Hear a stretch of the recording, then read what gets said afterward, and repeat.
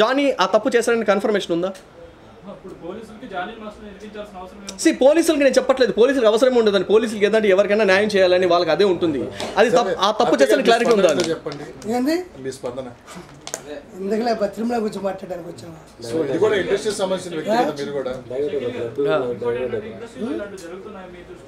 Sir ఒక industry అంటే sir మీరు అందరు దరిద్రం నీచం ఏంటంటే ఒక ఇండస్ట్రీనే కాదు సార్, అన్ని రంగాల్లో జరుగుతుంది.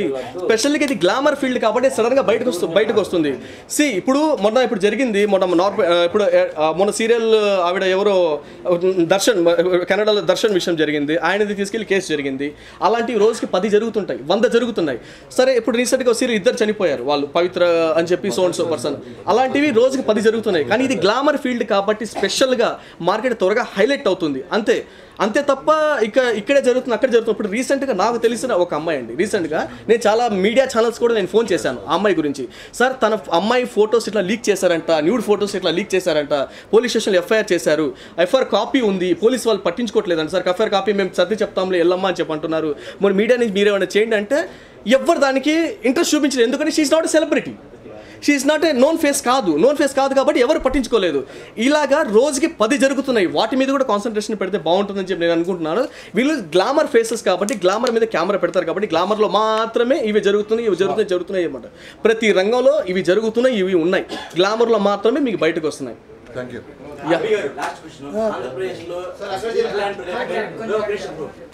ఆంధ్రప్రదేశ్లో స్టీల్ ప్లాంట్ ప్రైవేటీకరణ అనేది ఈ అంశం బాగా వెలువెత్తుతుంది. చాలా మంది అక్కడ ధర్నా చేస్తున్నారు.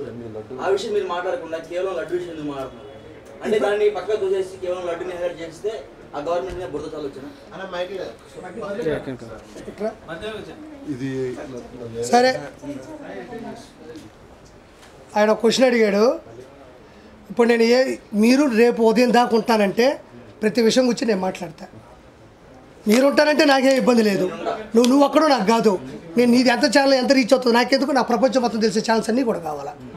నాకు అన్ని ఛానల్స్ పెట్టు, నీకు దేని గురించి కావాలంటే నేను దాని గురించి చెప్పుకుంటూ పోతూ ఉంటా. నేను చెప్పానా మీకు, మీ గ్రూపులో కూడా మూర్తి గారు ఏమని పెట్టుంటారు, తిరుమల లడ్డు దాని మీద ఇష్యూ గురించి పెట్టాడు కదా. ప్రైవేటీకరణ ఎందుకు వచ్చింది, ఇంకా చాలా ఇష్యూస్ ఉన్నాయి కదా. నీకు ఎంతసేపు మీరు ఉంటారన్నది నాకు చెప్పేస్తే నేను వాటర్ బాటిల్ ఒక అన్నం పెట్టుకుంటా తింటా మీతో మాట్లాడతా, నాకేం ఇబ్బంది లేదు. ప్రైవేటీకరణ అనే కాదు కదా, ఇంకా చాలా నీకుండే డౌట్లు 100 ఉంటాయి, 100కి నేను క్లారిఫికేషన్ ఇస్తా.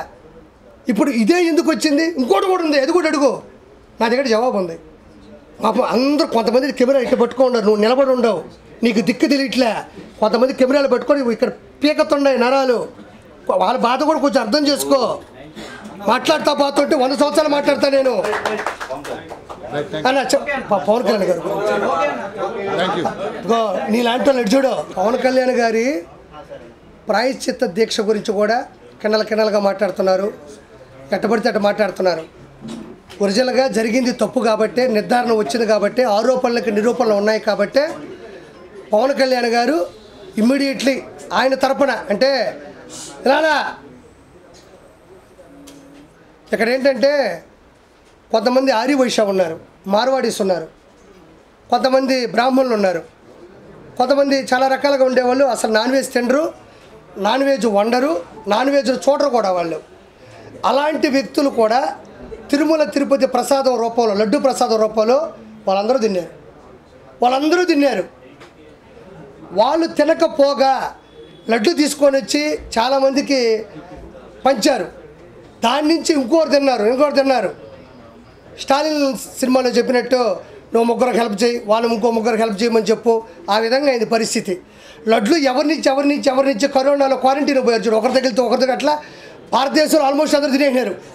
హిందూ ధర్మంలో ఉండే వాళ్ళందరూ తినేశారు. అది తప్పో ఒప్పో తెలుసో తెలియకో పొరపాటు జరిగింది కాబట్టి ఒక్క జగన్మోహన్ రెడ్డి వచ్చి దానికి ప్రాయశ్చిత పూజ చేయడు కాబట్టి ఆయన ఆస్తులనే కదా వెనకేసుకునేది, అక్షంతలు కూడా వెనకేస్తాడు ఆయన. ఇక్కడ తగలకుండా వేస్తాడు అక్షంతలు, అది ఆయన గొప్ప విషయం. పొరపాటును కూడా అక్షంతలు ఇటు తగలకుండా ఇటు కొడతాడు. అవి పోయి వెనక కూడా పల్లెలో పడతాయి. 2 కోట్లు సెట్టు పెట్టి వెంకటేశ్వర దేవాలయాన్ని ఇంటి ముందు వేసుకొని యాంకర్లు పిలిపించుకొని భజన చేయించుకున్న ఘనత జగన్మోహన్ రెడ్డిది. అలాంటి వ్యక్తి ప్రాయశ్చిత పూజలు చేయడు, ఆయన తప్పు చేశాడని ఒప్పుకోడు. ఎవడు తప్పు చేశాడో వాడు తలదించే పరిస్థితుల్లో లేడు. కాబట్టి వాళ్ళు చేసిన నిందని ప్రాయశ్చిత్త పూజ రూపంలో అమాయకులు అనామకులు చాలామంది తిన్నారు కాబట్టి ఆయన ద్వారా ప్రాయశ్చిత్త పూజ, తప్పు చేస్తే పశ్చాత్తాపపడాలి, పశ్చాత్తాపానికి మించిన ప్రాయశ్చిత్తం లేదు అంటారు. ఆ పూజ చేయడానికి ఆయన మంచి దీక్ష పూనుకున్నారు. దాన్ని కూడా ఖండన చేస్తున్నారు. అంటే ఒకసారి హిందూ ధర్మాన్ని ఇబ్బంది పెట్టి మళ్ళీ ఇది కూడా హిందూ ధర్మమే.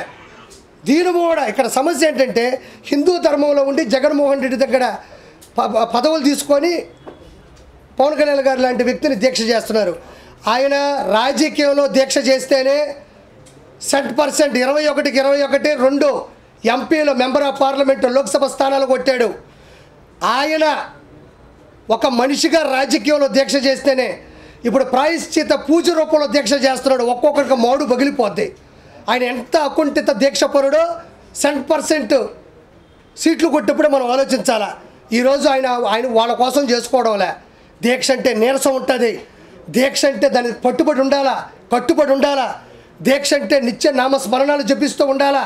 అకుంఠిత దీక్ష ఉండాలా. దానికి చిన్న చితక విషయం కాదు.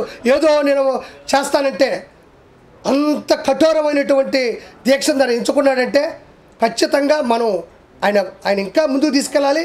ఆయన చేసిన దాంట్లో పావలా వాటా ఆయన అంటే ఆ దీక్షలో పావలా వాటా మనమైనా తీసుకొని ఇంట్లో పూజలు చేస్తే మనం బాగుపడతాం. లేదంటే చెప్పాను కదా, ఎవరైతే దీన్ని సమర్థిస్తారో వాళ్ళ కుటుంబాలకు సంబంధించినటువంటి కుటుంబాలు ఎగిరిపోయే పరిస్థితులు ఉన్నాయి. నేను ఎందుకు చెప్తున్నానంటే మళ్ళీ ఏం చెప్తానంటే అతను చేసిన తప్పు తాలూకు ల్యాబ్ రిపోర్ట్లే కాదు, అంతకుముందు అతను చేసిన ప్రతి తప్పులు ప్రత్యక్షంగా తిరుమల కొండ మీద చూశారు కాబట్టి చేశాడు. Thank you so much. ఓం నమో వెంకటేశాయ. గోవిందా గోవిందా గోవిందా.